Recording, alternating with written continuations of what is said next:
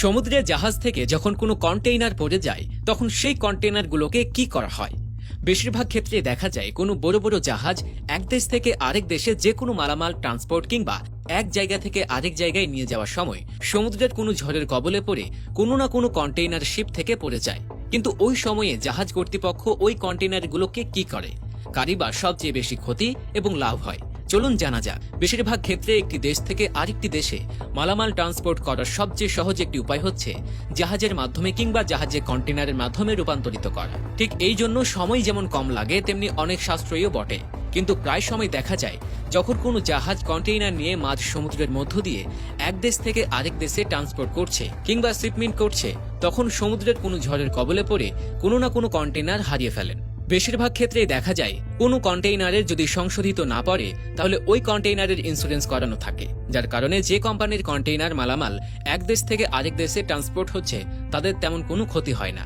কিন্তু জাহাজ কর্তৃপক্ষ ওই কন্টেইনারটিকে সমুদ্র থেকে না উঠিয়ে চলে যায়, কারণ ওইটা পেতে তাদের যে পরিমাণ খরচ এবং সময় ব্যয় হবে ততটুকু সময় তাদের জন্য ভীষণ ক্ষতিকর হয়ে দাঁড়াবে, কিংবা সময় মতো অন্যান্য কন্টেইনার শিপমেন্ট করতে না পারলে তাদের সবচেয়ে বড় ক্ষতি। আর ঠিক এই কারণেই তারা ওই কন্টেইনারটিকে সেখানেই ফেলে রেখে চলে যায়।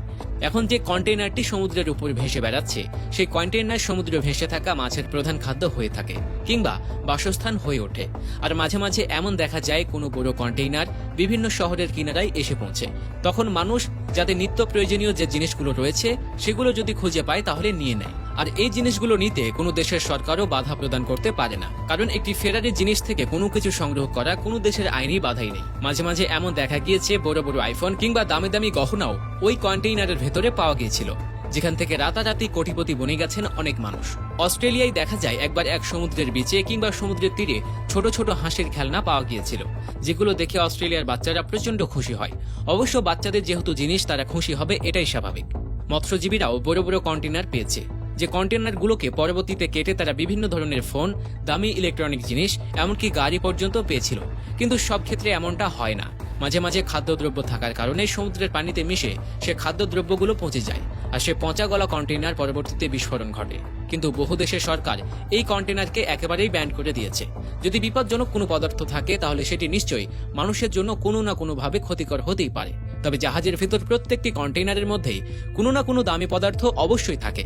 আর প্রতিটি কন্টেইনার ইন্স্যুরেন্স হওয়ার কারণে যে কোম্পানির পক্ষ থেকে মালামাল রয়েছে ওই কন্টেইনারের ভেতর তাদের তেমন কোনো একটা ক্ষতি হয় না, কারণ জাহাজ চলাচলের আগে ওই সব কন্টেইনারের ইন্স্যুরেন্স করানো হয়, যাতে পরবর্তীতে যদি জাহাজটি ডুবেও যায় তাহলে সম্পূর্ণ ক্ষতিপূরণ ওই জাহাজ কর্তৃপক্ষ দেবে। বছরে প্রায় 2000 কন্টেইনার এরকম সমুদ্রের ভেতর ভেসে বেড়ায়। বিভিন্ন ঝড় কিংবা প্রাকৃতিক দুর্যোগের কারণে মাঝে মধ্যেই দেখা যায় কিংবা সংবাদপত্রের হেডলাইন হয়ে থাকে এই কন্টেইনারগুলো।